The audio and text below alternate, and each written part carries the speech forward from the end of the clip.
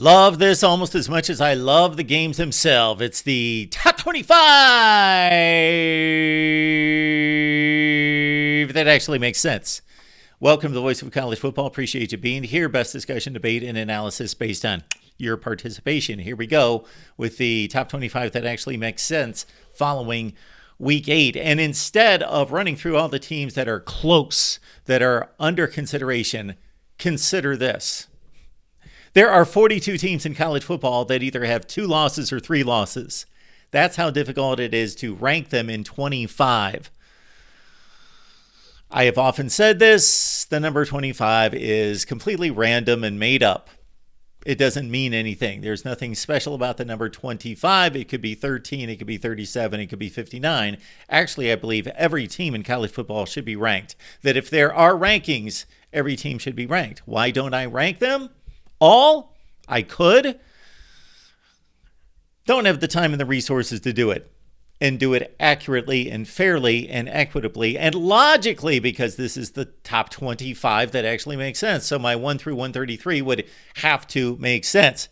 Not a perfect ranking. Those don't exist. There is no perfect ranking. You can always make an argument that a team should be a spot or 2 higher or lower, or maybe 10 spots. These teams are so incredibly close. Again, 42 teams have either 2 or 3 losses. That's a top 25 plus a zillion more, because we're not even talking about the undefeated teams and the 1-loss teams. Our rankings are based on the results on the field. First and foremost, did you win? Did you lose?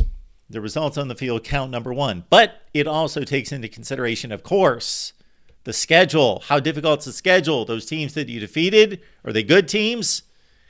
Or did you lose to good teams? It's the schedule is the number 2 criteria. And then number 3, the performance. How high is the dominance level of your team from week to week and against what level of opponent?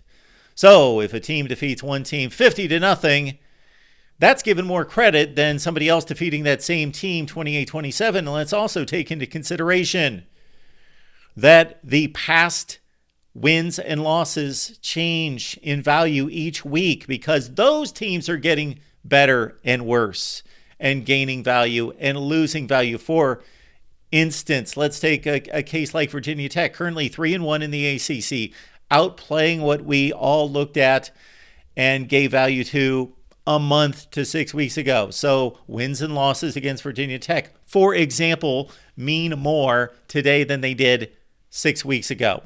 All right, constantly evaluated, reevaluated, not perfect, but it makes sense. Let's get to the top 25 that, oh yeah, actually makes sense. At number 25, we've got Arizona. 24 is USC. Iowa's number 23, Kansas 22, and Oklahoma State's at number 21. At number 20, you've got UCLA. Tennessee's at 19, Air Force at 18. Mizzou took the week off. They're at number 17. LSU, who defeated Mizzou, and of course head-to-head counts, is at number 16. Utah at 15, Oregon State 14. Notre Dame's number 13. At number 12 is Penn State. Number 11 is Louisville.